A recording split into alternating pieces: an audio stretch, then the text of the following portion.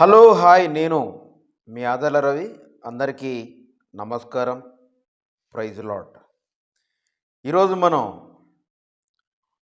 పిచ్చోడి చేతిలో రాయి, పిచ్చోళ్ళు ఎలా ఆలోచిస్తారు, మూర్ఖులకు మూఢత్వం ఎలా ఉంటుంది అనేది ఈరోజు బ్రహ్మానందం గారు మాట్లాడిన విషయాలు, తర్వాత శ్రీముఖి మాట్లాడిన విషయాలు, ఇంకా కొంతమంది మాట్లాడిన విషయాలని హిందువులు నేను ఎప్పుడూ చెప్తా ఉంటాను, హిందువులు చాలా మంచివాళ్ళు. హిందువులలో నా సోదరులు, నా మిత్రులు, నా శ్రేయోభిలాషులు ఎంతోమంది ఉన్నారు, చాలా మంచివాళ్ళు. కానీ వాళ్ళ అవసరాల కోసం హిందుత్వాన్ని అడ్డుపెట్టుకొని, హిందూ మతాన్ని అడ్డుపెట్టుకొని, మేము హిందువుల కోసం పోరాడుతున్నామని చెలరేగుతున్న మతోన్మాదులు చేస్తున్నటువంటి కొన్ని దుష్ప్రచారాలు. ఇక కొంతమంది అయితే యూట్యూబ్ ఛానల్ వేదికగా ఏదో ఒకటి మాట్లాడాలి, ఏదో ఒకటి పెట్టాలి. యూట్యూబ్లో ఏదో ఒకటి పెడితే యాడ్స్ వస్తాయి, డబ్బులు వస్తాయి. లేకపోతే క్రైస్తవులను తిడతా ఉంటే కొన్ని సంస్థలు ఉన్నాయి, బీజేపీ, బజరంగ్ దళ్, విశ్వ హిందూ పరిషత్తు, ఇంకొక షత్తు చాలా ఉన్నాయి. అవన్నీ పైసలు పంపిస్తాయి కాబట్టి ఎవరు ఏం మాట్లాడతారు అనేసి పని పాట ఏం లేక పొద్దున్న దాకా ఫేస్బుక్లో, ఇన్స్టాగ్రామ్లో, యూట్యూబుల్లో ఏం వస్తూ ఉన్నాయి, ఎవడేం మాట్లాడుతూ ఉన్నాడు చూస్తూ ఉంటారు, వాటికి కౌంటర్లు ఇస్తూ ఉంటారు. ఆ జాబితాలో చాలామంది ఉన్నారు. మనం కూడా కౌంటర్లు ఇస్తూ ఉంటాం, కానీ మన వ్యాపారం అది కాదు. మనది ఏంటంటే క్రైస్తవులకి అన్యాయం జరిగితే అక్కడ మనం ఉండాలి. అది మన గోలు, మన నిర్ణయం, మన వ్యవహార శైలి, అది మన ఉద్దేశం. అది మన వెనక ఉన్న ఉద్దేశం. మనం కూడా వీడియోలు చేస్తూ ఉన్నాం. మన వెనక ఉన్న ఉద్దేశం ఏంటంటే క్రైస్తవులకు అన్యాయం జరిగితే అక్కడ ఆదర్ల రవి ఉండాలి అనేది అది ఉంది. ఓకే, ఇప్పుడు ఏదేమైనా ఒక చిన్న సన్నివేశం చెప్తాం. భారతదేశంలో మనకి రాజ్యాంగం ఉంది. రాజ్యాంగంలో కొన్ని చట్టాలు ఉన్నాయి. చట్టాలకు మనం విరుద్ధంగా ప్రయాణించకూడదు. కానీ భారతదేశంలో ఎక్కువ మంది ప్రజలు హిందువులే ఉన్నారు, మేము ఏం చేసినా చెల్లుతోంది అనేసి ఒక స్వామీజీ, అంటే ఒక అయ్యప్ప స్వామి మాల ధరించినటువంటి ఓ వ్యక్తి ఎటువంటి వ్యవహార శైలి చేశాడు, దాన్ని చూసిన తర్వాత, దాని గురించి మాట్లాడుకున్న తర్వాత బ్రహ్మానందం గారు ఏం మాట్లాడారు, దాని గురించి ఎవరెవరు వ్యతిరేకించారు, శ్రీముఖి ఏం మాట్లాడింది, దాన్ని ఎవరెవరు వ్యతిరేకించారు అనే విషయాలని మనం కులంకుషంగా ప్రశాంతంగా మాట్లాడుకుందాం. వీడియోని మొదటి నుండి చివరి వరకు చూడండి. అనేక మందిని ఈ యొక్క జ్ఞానమైనటువంటి వీడియోని చేరవేయడానికి ప్రయత్నం చేస్తూ ఉండండి. ఎందుకంటే చూసి వదిలేస్తే మీ ఒక్కరికే జ్ఞానం వస్తుంది, చూసి నలుగురికి మీరు షేర్ చేసినట్టయితే అందరికీ జ్ఞానం వస్తుంది. తద్వారా ఒకసారి కాకపోతే ఇంకోసారైనా ఆలోచించడానికి ప్రయత్నం చేస్తారని వీడియో చేస్తున్నాను. ముఖ్యమైన విషయం ఏంటంటే అయ్యప్ప స్వాములు వాళ్ళు ఏదో పడి పూజలు, ఆ పూజలు, ఈ పూజలు అని చేస్తూ ఉంటారు. ఎవరు దేవుళ్ళని మనం ఎప్పుడు వక్రీకరించలేదు, ఎవరు మతాలను మనం వక్రీకరించి తిట్టలేదు, ఎవరు దేవుళ్ళను తిట్టలేదు. అది మన పని కాదు. అది తిట్టేది ఆ బ్లేడ్ బాబ్జీ గాడు, వాడు రాధా మనోహర్ దాస్ గాడు, కరుణాకర సుగుణ గాడు, లలిత్ కుమార్ గాడు, వాడు ఎక్స్ క్రిస్టియన్ ప్రవీణ్ గాడు, ఇంకా భూతల పురాణం వాడు గోపిగాడు, ఇదంతా ఎదవలు ఉన్నారు. వీళ్ళు చేసే పనులు, వీళ్ళ తొత్తులు, ఇంకా కొంతమంది చిల్లర బ్యాచ్ ఒకటి తయారైపోయింది. సరే, ఏదేమైనా మనం అంశంలోకి వెళ్ళిపోయినట్టయితే అయ్యప్ప స్వామి మాలేసిన ఎవరు, అయ్యప్ప స్వామి ఎవడైతే ఉన్నాడో ఆయన, ఇప్పుడు ఆ అయ్యప్ప మాల వేసిన అతను ఎప్పుడైనా దేవుడు అంటే ఎవరికైనా దేవుడే. ఇప్పుడు దైవత్వం అంటే ఏదైనా దైవత్వమే, మంచితనం అంటే ఏదైనా మంచితనమే. ఏ గ్రంథమైనా దుర్భాషలు చేయండి, వ్యతిరేకంగా ఉండండి, వినయం విధేయతలు లేకుండా ప్రవర్తించండి అని ఏ గ్రంథం కూడా చెప్పదు. కానీ మనిషి తన స్వార్థం కోసం, తన స్వలాభం కోసం మతాలను అడ్డుపెట్టుకొని పిచ్చి పిచ్చి బిహేవియర్ చేయడం అనేది చాలా దుర్లభమైన ఒక తీరు. మనం ఇప్పుడు స్వామి మాలేసినంత మాత్రాన తాగుబోతనం 40 రోజులు మాని, తర్వాత తిరుగుబోతు తనం 4 రోజులు మాని, 40 రోజులు మాని, వ్యభిచారం అనేది 40 రోజులు మానేస్తే కాదు, జీవితాంతం దేవుణ్ణి అవలంబించేవాడు, పూర్తిగా దేవుడి మీద ఆధారపడి బ్రతికేవాడు ఎవడైనా మొదటి నుండి చివరి వరకు, చచ్చే వరకు దాన్ని అవలంబిస్తే దానికి ఒక అర్థం ఉంటుంది. మాలేశారు, గౌరవిస్తున్నాం మేము, 40 రోజులేనా ఎవరిని తిట్టడం? 40 రోజులు కూడా ఆగట్లేడు ఈ స్వామి. చూడండి ఒకసారి, నేను చూపిస్తాను మీకు వీడియోని. ఆయన ఏం చేస్తూ ఉన్నాడంటే, పోలీసులు సౌండ్ ఎక్కువ పెట్టారని ఈయన ఏదో పడి పూజ ఏదో పూజ చేస్తూ ఉన్నాడు. ఆ పూజ దగ్గర భయంకరమైన సౌండ్ పెట్టిర్రు. సౌండ్ పెడితే పోలీసులు వచ్చారు. పోలీసులు వచ్చిన తర్వాత ఆ పోలీసుల్ని సౌండ్ పెట్టి ఏదో ఒక ధోరణి చూపించి అక్కడి నుంచి వెళ్ళి పోలీసుల్ని పంపించారు. చట్టాన్ని గౌరవించలేదు. మనం మాలేసినాం అంటే ఏంటి? దైవత్వం నీలో ఉండాలి. సాక్షాత్తు నువ్వు నమ్ముకున్న దేవుడు నీలో కనిపించాలి. నువ్వేదైతే నమ్ముకున్నావో అది నీలో కనిపించాలి. అది నువ్వు ప్రజలకు చూపించాలి. నీలో ఆ ప్రవర్తన కనిపించాలి. ఏది నీ ప్రవర్తన? ఈ వీడియో చూస్తే ఆ ప్రవర్తన ఉందో లేదో మీకే అర్థమవుతుంది. నేను ఈ వీడియోని కొంత మాటల్లో చూపిస్తాను, కొంత మ్యూట్లో చూపిస్తాను. ఎందుకంటే అందులో ఏదో వాళ్ళ దేవుడికి సంబంధించిన యూట్యూబ్ ఛానల్లో ఆల్రెడీ ఉన్నటువంటి సాంగ్ని పెట్టారు. అది మనకి కాపీరైట్స్ యూట్యూబ్కి విరుద్ధంగా యూట్యూబ్ గైడ్లైన్స్కి మనం విరుద్ధంగా పోకూడదు. కాబట్టి నేను కొంతవరకు మీకు మ్యూట్లో చూపిస్తాను, కొంతమరికి చూపిస్తాను. ఒకసారి ఈ వీడియో చూడండి. పోలీసులని పిచ్చోళ్ళని చేసి పోలీసులను ఒకలాంటి అంటే ఒక ధోరణి చూపించి, ఒక అహంభావం అహంకారం చూపించి, వినయ విధేయత లేకుండా ఈ అయ్యప్ప స్వామి అనేటైన ఎలా ప్రవర్తించాడో ఆయన ప్రవర్తన ఒకసారి చూద్దాం. అది ఎవరికి తగదు. అలాంటి ప్రయత్నాలు ఎవరు చేయకూడదు. అది హిందూ అయినా, క్రిస్టియన్ అయినా, ముస్లిం అయినా చట్టాన్ని గౌరవించాలి. చట్టానికి విరుద్ధంగా పోకూడదు. పోలీసులను గౌరవించాలి. వాళ్ళకి మర్యాదనివ్వాలి. అలా ఇవ్వకుండా నీకు నచ్చినట్టు చేసుకుంటా పోతామంటే ప్రపంచంలో మరి ఇంకా భారతదేశంలో హిందూ సోదరులు గమనించాలి. విచ్చలవిడితనంతో చెలరేగిపోతున్న ఈ మత ఉన్మాదులని మనం మరి మార్చడానికి ప్రయత్నం చేయాలి. వాళ్ళని కొట్టమని తిట్టమని నేను చెప్పట్లేదు. మార్చడానికి ప్రయత్నం చేయాలి. వాళ్ళకి జ్ఞానం వచ్చేటట్టు బోధించాలి. ఒకసారి వీడియో చూద్దాం. మీరు రావద్దు. మీరు ఎందుకు వచ్చారు స్వామికి? మీరు ఎందుకు వచ్చారు చెప్పండి. మా హిందువుల పూజల కాడ మీరు వస్తారు. మీరు పోయి క్రిస్టియన్ల పూజల కాడ చెప్పుకోండి. మీరు మా దగ్గర రావద్దు. మీరు హిందువే ఉండొచ్చు కాదు, మీరు రావద్దు. మీరు రావద్దు. పోలీస్ ఎస్ఐ గారు అనుకుంటానా, ఆయన కూడా హిందువే. బొట్టు చూపిస్తూ నేను హిందువునే కానీ అంత సౌండ్ పెట్టద్దని నా హిందూ గుళ్ళ దగ్గరికి ఎందుకు వస్తావు, హిందూ దేవాలయాల దగ్గరికి ఎందుకు వస్తావు అనేసి ఆయన బొట్టు పెట్టుకొని, ఆయన కూడా హిందువే. పోలీస్ ఆయన కూడా హిందువే. బొట్టు చూపిస్తూ నేను హిందువునే కానీ నువ్వు అంత సౌండ్ పెట్టద్దు అనేసి ఆయనతో మాట్లాడుతూ ఉంటే, మీరు ఎందుకు వస్తారు మా దగ్గరికి? మీరు మా దగ్గరికి రావద్దు. మా దగ్గరికి ఎట్లా వస్తావు? హిందూ దేవుళ్ళ గుడికి నువ్వు ఎట్లా వస్తావు స్వామి, ఎట్లా వస్తావు అనేసి ఒక హైపర్ వాయిస్ తోటి మాట్లాడుతూ ఉన్నాడు. మనోడు పోలీసుల గురించి ఆయన మాట్లాడుకోకపోగా క్రైస్తవుల గురించి కూడా మాట్లాడుతూ ఉన్నాడు. ఇప్పుడు క్రైస్తవుల దుస్థితి ఇక్కడ ఏమైనా వచ్చిందా? క్రైస్తవుల అంశం ఏమన్నా వచ్చిందా? ఇక్కడ విషయం ఏంటి? అయ్యప్ప స్వాముల మాలలో ఏదో పూజలు చేసుకుంటా ఉన్నారు. పూజలు చేసుకుంటా ఉంటే సౌండ్ ఎక్కువైపోయింది.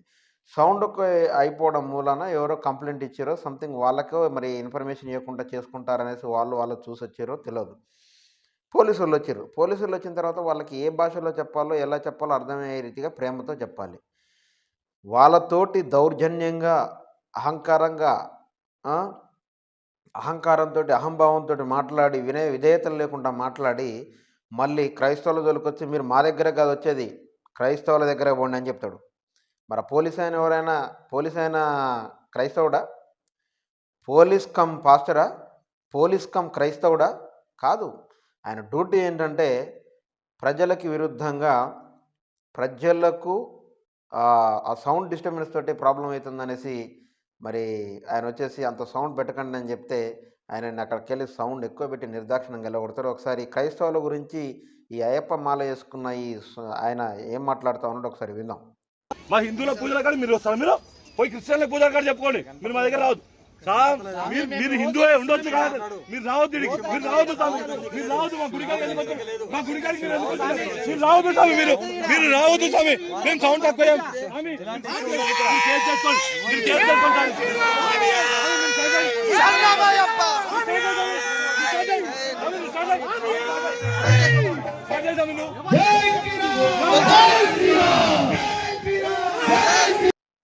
చూసారా? అది పోలీసులను కూడా ఇబ్బంది పెడుతూ అక్కడ మీరు పోయేది మా దగ్గర కాదు, మా దగ్గరకు రావద్దు. మీరు క్రైస్తవుల చర్చిల దగ్గరకు పోవాలి. మీరు అక్కడ పోయి మాట్లాడుకోవాలి. మా దగ్గరకు రావద్దంటే క్రైస్తవులు పెట్టుకుంటూ వాళ్ళ దగ్గర కూడా పోయి మాట్లాడతాడు. ఆయన ఒక హిందువు అయిన నీ దగ్గరకు వచ్చి తన కర్తవ్యం, ఆయన చేస్తున్న డ్యూటీని సక్రమంగా నిర్వర్తించడానికి వచ్చాడు. క్రైస్తవుడు అలాగే చేస్తే క్రైస్తవుడి దగ్గరికి వెళ్తాడు. ముస్లిం అలా చేస్తే ముస్లిం దగ్గరికి వెళ్తాడు. నువ్వు హిందువు అయినంత మాత్రాన, ఆయన హిందువు అయినంత మాత్రాన నువ్వు చేస్తూ ఉన్నది ఆయన చూస్తూ ఊరుకుంటాడా? సౌండ్ ఎక్కువ పెట్టావు. ఎక్కువ పెట్టడం మూలాన సౌండ్ పొల్యూషన్ని కంట్రోల్ చేయడానికి వస్తే జై శ్రీరామ్ జై శ్రీరామ్ అని గట్టిగా కేకలు వేస్తూ నేను ఆ పాట పెట్టట్లేదు కానీ బ్రతికి పుడితే పుట్టాలి హిందువుగా అనేసి ఒక పెద్ద సాంగ్ పెట్టి ఆ పోలీసుల్ని ఎలా పారదోలుతున్నాడో ఒకసారి చూద్దాం విషయాన్ని.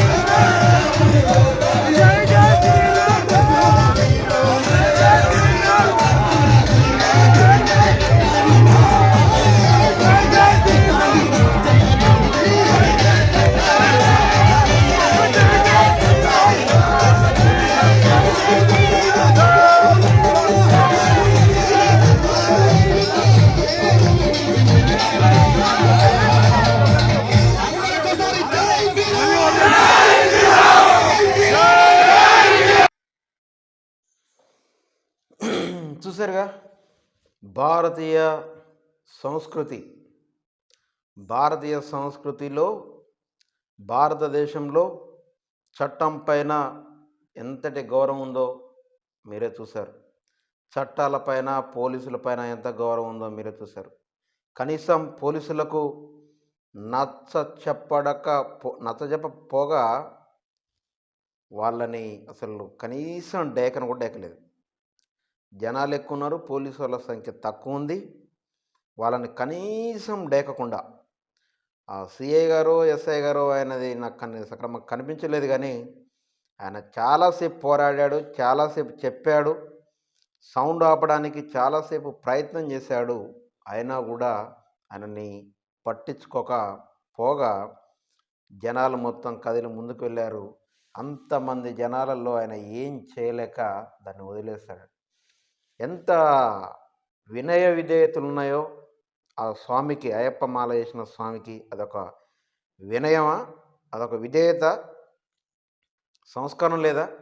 మర్యాదగా చెప్పుకోవచ్చు, సార్ ఈ ఒక్కరోజు మేము చేసేది, దయచేసి మేము మీ దగ్గర పర్మిషన్ తీసుకోకపోవడం మాది వాస్తవంగా తప్పే, కానీ మేము ఇంత ఖర్చు పెట్టి ఇంత చేసాం, మా మా మా సంతోషానికి భంగం కల్పించకండి. మీరు కూడా ఒక హిందూ కాబట్టి దాన్ని తప్పుగా అర్థం చేసుకోకుండా అర్థం చేసుకోండి అని బతిలాడి సౌండ్ తక్కువ పెట్టుకొని నిన్నెవరు చేయొద్దన్నారు? పుడితే పుట్టావు హిందూగా అని ఒక పాట పెట్టుకొని డాన్స్ చేస్తా ఉన్నావు. పుడితే పుట్టు హిందూగా సంతోషమే. హిందువులంతా మా సోదరులు, మా సోదరీమణులు. వారిని గౌరవించినట్టుగా మేము ప్రపంచంలో ఎవరిని కూడా గౌరవించడంలే. ఎందుకనంటే హిందువులు చాలా మంచివాళ్ళు.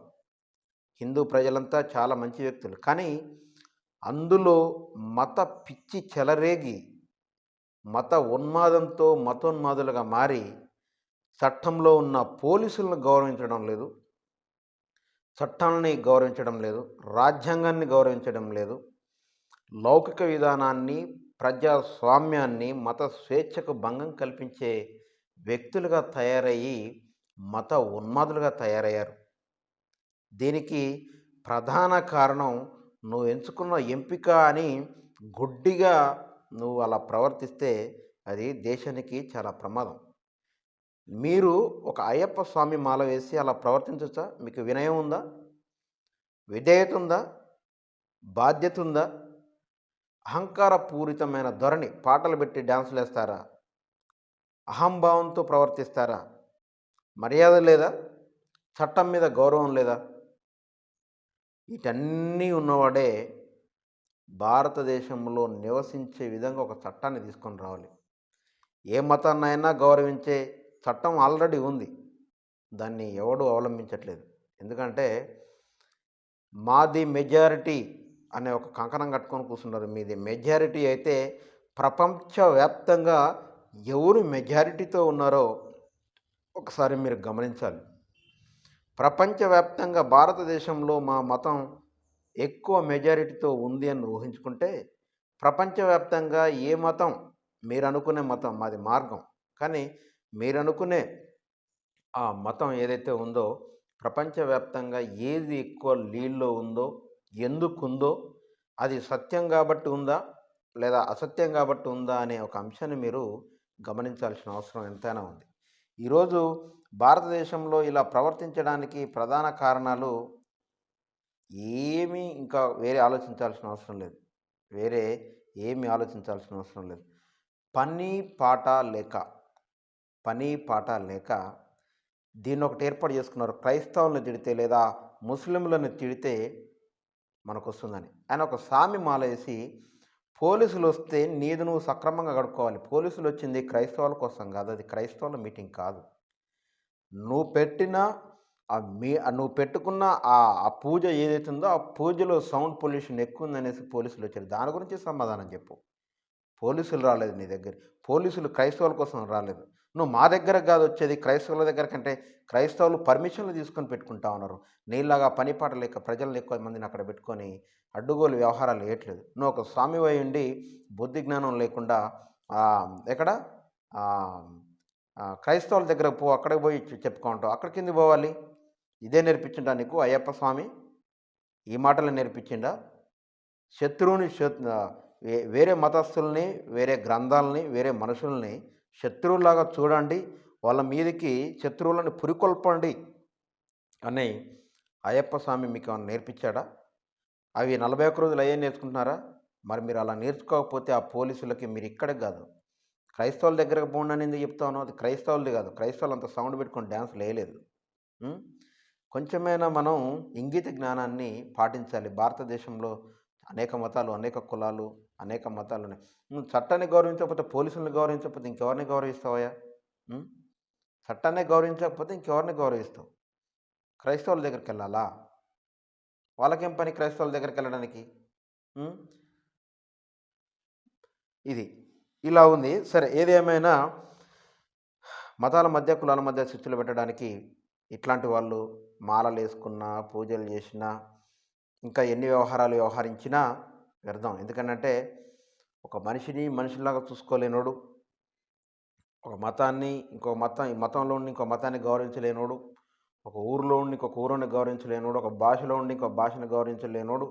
భారతదేశం నా మాతృభూమి, భారతీయులందరూ నా సోదరులు, నా సిస్టర్లు, నా బ్రదర్స్ అనేసి నోటితోటి పచ్చి అబద్ధాలు మాట్లాడే ఈ పరమ నీచులకి మనం ఖచ్చితంగా బుద్ధి చెప్పాల్సిన అవసరం ఎంతైనా ఉంది. నిన్నగాక మొన్న ఒక చిన్న సభలో బ్రహ్మానందం గారు మాట్లాడుతూ చిన్నపాటి ఒక వ్యాఖ్య చేశారు. అదేంటంటే బ్రహ్మానందం గారు చేసింది, మనధర్మ చరిత్రలో ఆయన మనువు అనేటాయన ఏం చెప్పాడు, ఏం రాశారు అనే దాని గురించి మాట్లాడుతూ బ్రహ్మానందం గారు ఒక చిన్న వ్యాఖ్యలు చేశారు. ఆ వ్యాఖ్యను కూడా బ్రహ్మానందం క్రైస్తవులకి అమ్ముడు పోయాడని, ఏంటి నీ ధర్మంలో, నీ గ్రంథంలో, లేకపోతే మీ వేదాలలో రాసినటువంటి విషయాలలో కొన్ని తప్పుడు ఈ విషయాలు ఏవైతే మీరు రాసుకున్న ఫ్యాబ్రికేటెడ్ స్టోరీస్ ఉన్నాయో వాటి గురించి మీలోనే, బ్రహ్మానందం గారు క్రైస్తవుడేం కాదు, బ్రహ్మానందం గారిని అలా మాట్లాడు అనేసి సావిత్రిబాయి పూలే ఆ రోజున జరుపుకునే ఆయన మీటింగ్కి కండక్ట్ అయిన ఆయన క్రైస్తవుడేం కాదు బ్రహ్మానందం గారు. బ్రహ్మానందం గారు సాక్షాత్తు హిందూ. కానీ ఆయన అలా మాట్లాడడానికి ప్రధాన కారణం ఏంటంటే, అందులో మనుధర్మ శాస్త్రంలో రాసిన మను ఏం రాశాడో దాని గురించి మాట్లాడింది. స్త్రీలకు చదువు ఉండకూడదని రాసిన విషయం గురించి మాట్లాడాడు. స్త్రీలు బయటికి వచ్చి బయట తిరగకూడదు, వాళ్ళకి ఎక్కువ ప్రాధాన్యత కల్పించకూడదు అనే దాని గురించి మాట్లాడాడు. స్త్రీలను అన్ని రంగాలలో రాణించకూడదు అనే విషయాలు మన ధర్మంలో ఎలా రాశాడు అనేది వివరించాడు.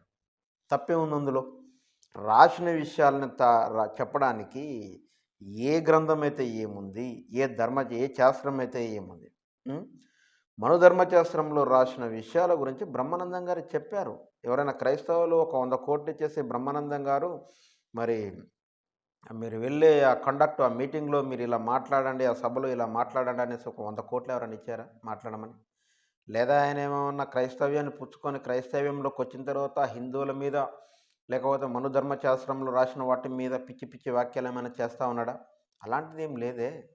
స్టిల్ ఇప్పటికీ ఆయన హిందువుల్లోనే ఉన్నాడు.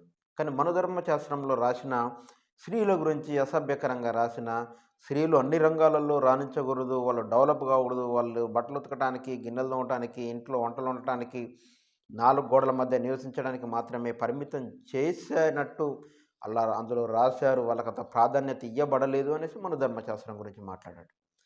దాంట్లో తప్పేముంది? ఆయనను కూడా తప్పుపట్టి ఆయనను కూడా తిరుగుతూ ఉన్నాడు. బ్రహ్మానందం ఇప్పుడే కాదు, ఇంతకుముందు చేశాడు, గతంలో చేశాడు, ఆయన పుట్టకముందు చేశాడు, ఆయన చచ్చిపోయిన తర్వాత కూడా చేస్తాడు, ప్రజెంట్ కూడా చేస్తూ ఉన్నాడు అని ఎవడో మాట్లాడుతూ ఉన్నాడు. మాట్లాడడానికి కొన్ని అర్థాలు పర్థాలు ఉండాలి. ఒకసారి బ్రహ్మానందం గారు ఏం మాట్లాడాడో ఒకసారి మనం వీడియో చూద్దాం. ముఖ్యంగా స్త్రీల యొక్క ఆశయాల మీద మనం బతుకుతూ, ఇందాక అమ్మాయి చెప్పింది, నేను వాళ్ళు ఇక్కడ నిలబడి మాట్లాడగలుగుతున్నానంటే that all credit goes to Savitribai Phule.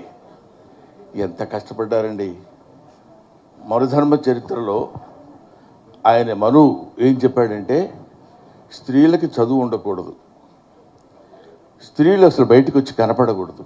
Almost ఇప్పటికే అవే కొంచెం ఫాలో అవుతున్నట్టున్నారు. స్త్రీలు చదువుకోకూడదు, స్త్రీలు బయటకు వచ్చి మాట్లాడకూడదు.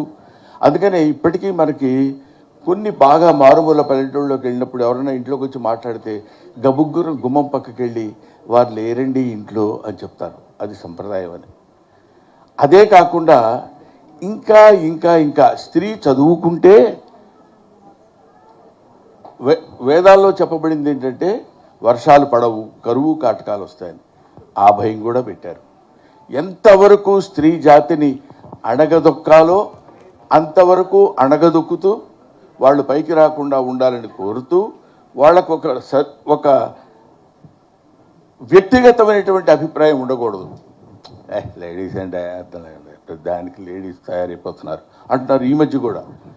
అదేంటి లేడీస్ అసలు మనుషులు కాదా, వాళ్ళు తయారవ్వకూడదా?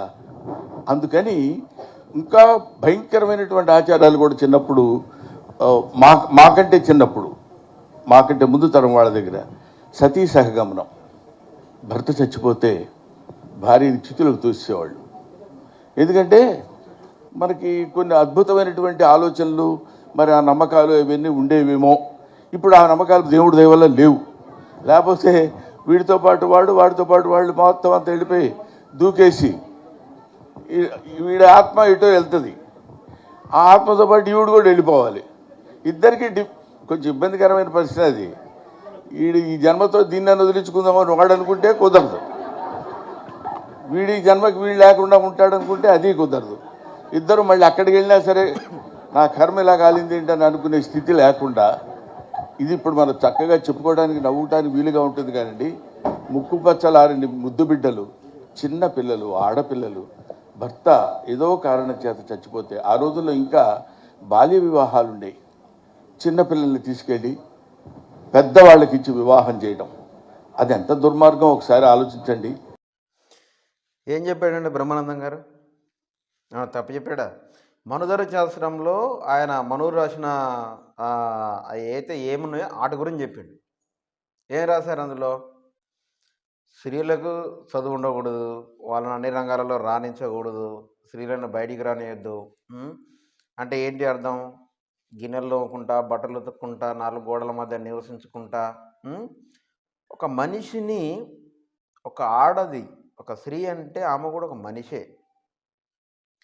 మగాడికే దేవుడు భూమి మీద సర్వ హక్కులు ఇచ్చినట్టు, ఆడదానికి సర్వ హక్కులు ఇవ్వనట్టు ఆ మనుధర్మ శాస్త్రంలో రాశారు. స్త్రీలకు అంత గౌరవం దక్కలేదు ఆ రోజుల్లో.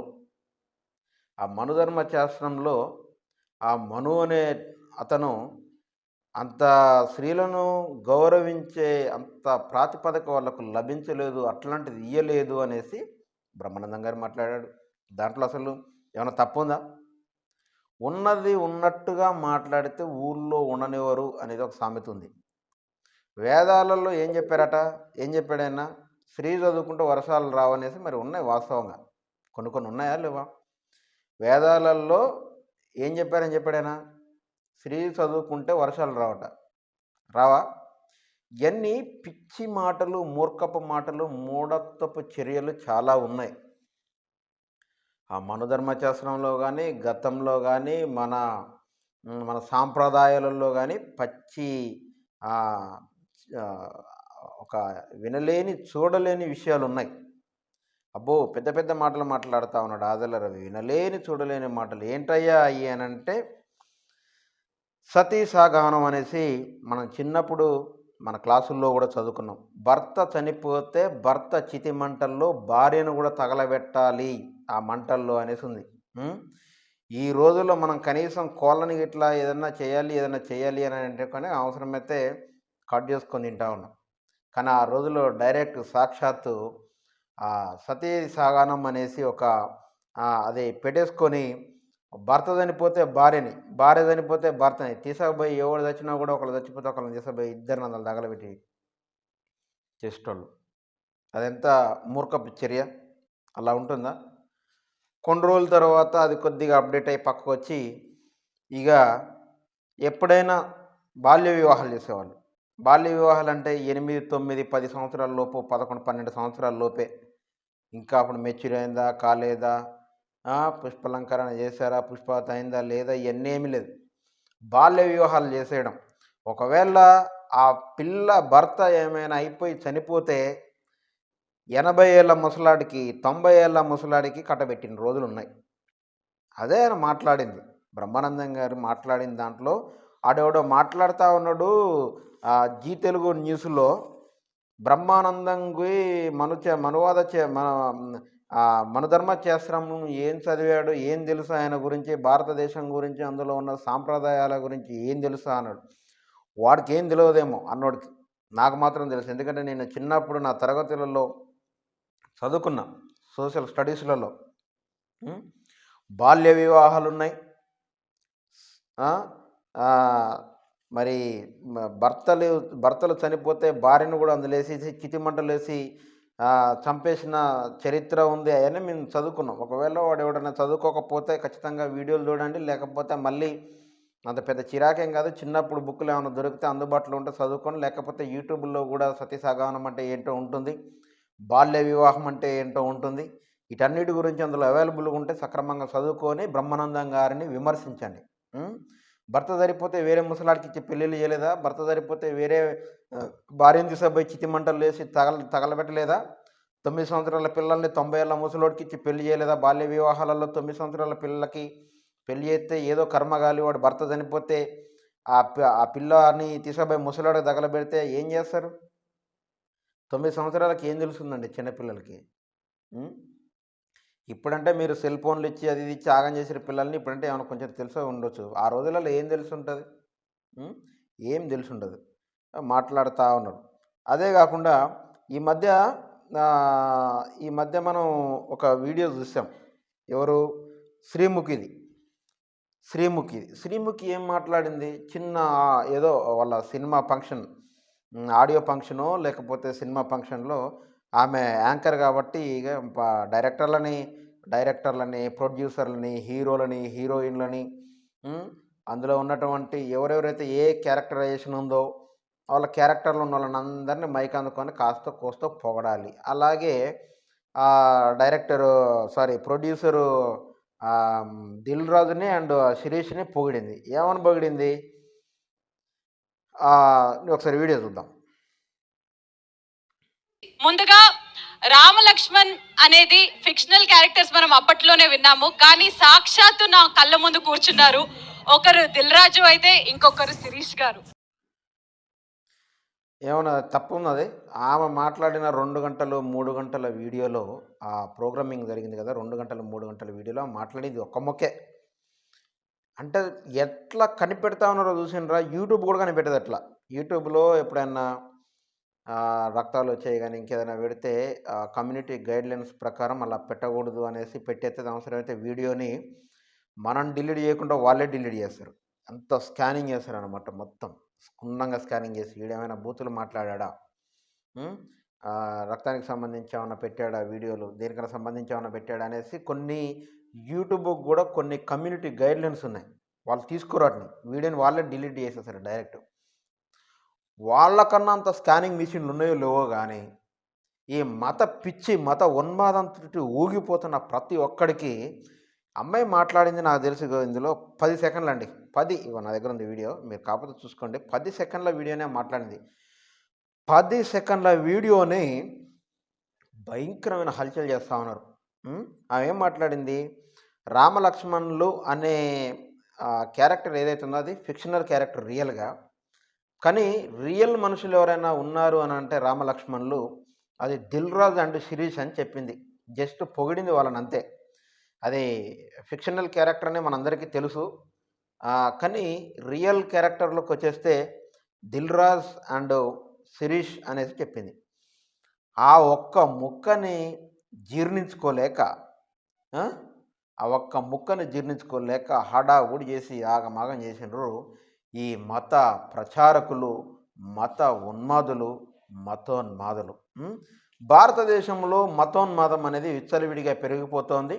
భారతదేశంలో హిందువులు ఎక్కువగా ఉన్నాము అనేసి కొంతమంది మూకాలని రెడీ చేస్తూ పని పాట లేక గాలిగా తిరిగే బ్యాచ్లను మొత్తాన్ని ఒక యుద్ధ సమూహంగా తీసుకొచ్చి క్రైస్తవులపైన, ముస్లింలపైన యుద్ధానికి తెరలేపుతా ఉన్నారు. హిందువుల్లో కొందరు మతోన్మాదులు, మత ఉన్మాదులు, మత పిచ్చితో చెలరేగిపోయేవాళ్ళు. బాబు, మీ అందరికీ నా నీతి సూత్రం ఏమంటే, భారతదేశంలో అనేక కులాలు, అనేక మతాలు ఉన్నాయి. వీళ్ళంతా వేరు వేరేమో కాదు. భారతదేశంలో సూర్యుడు ఒక్కడే ఉన్నాడు. భారతదేశంలో గాలి ఒకే విధంగా వీస్తోంది. భారతదేశంలో అన్నీ సమానంగా ఉన్నాయి. భారతదేశంలో మనుషులంతా సమానంగా ఉండాలని రాజ్యాంగం ఒక చట్టం తీసుకొచ్చింది. ప్రతి ఒక్కడికి ఒక స్వేచ్ఛ కల్పించింది, మత స్వేచ్ఛ. ఆ మత స్వేచ్ఛని భంగం కల్పించుకోకుండా చూస్తే మీరు భారతీయులో సక్రమైన భారత పౌరుడిగా ఉంటారు తప్ప భారతదేశంలో బద్మాషుల్లాగా ప్రవర్తించకూడదు. మీరంతా అందరినీ సక్రమంగా గౌరవించాలి. ఆయన స్వామి పూజ మాలేసి, అయ్యప్ప స్వామి మాల పూజేసి ఏం మాట్లాడుతూ ఉన్నాడు? ఆయన కనీసం 40 రోజుల దీక్షలో ఒక్కరోజు కూడా కరెక్ట్గా ఉన్నాడని నేను అనుకోవట్లేదు. ఎందుకంటే అలా మాట్లాడకూడదు. ఒక దీక్షలో ఉండి ఇంకొక మతం గురించి దుర్భాషలు మాట్లాడకూడదు. నువ్వు నా దగ్గరకు వచ్చి పోట్లాడడం కాదు, పోలీస్ క్రైస్తవం దగ్గర పోయి పోట్లాడు అని అంటా ఉన్నాడు. అంటే ఏంటి? లోన మత ఉన్మాదం పాకులాడుతుంది. ఎగబడి రగబడి మీద పాకులాడుతూ ఉంది. అట్లా పాకులాడకూడదు. దేవుని నమ్ముకున్నామంటే నీ దేవుని మేము గౌరవిస్తాను. నమ్ముకున్న ఏదైతే ఉందో దాన్ని మేము గౌరవిస్తాను. నువ్వు మరి ఇతరులను గౌరవించకపోతే నువ్వు భారతదేశంలో ఉత్తమ బాధ్యత గల పౌరుడివి ఎలా అవుతావు? కావు. కాబట్టి దయచేసి అర్థం చేసుకొని బాధ్యత గల పౌరుడిగా ఉండటానికి ప్రయత్నం చేయాలి. లేకపోతే భారతదేశం నుండి పారదోలే పరిస్థితి ఏర్పడుతుంది అని తెలియజేస్తూ, నేను మీ అదల రవి. అందరికీ నమస్కారం. Praise the lord.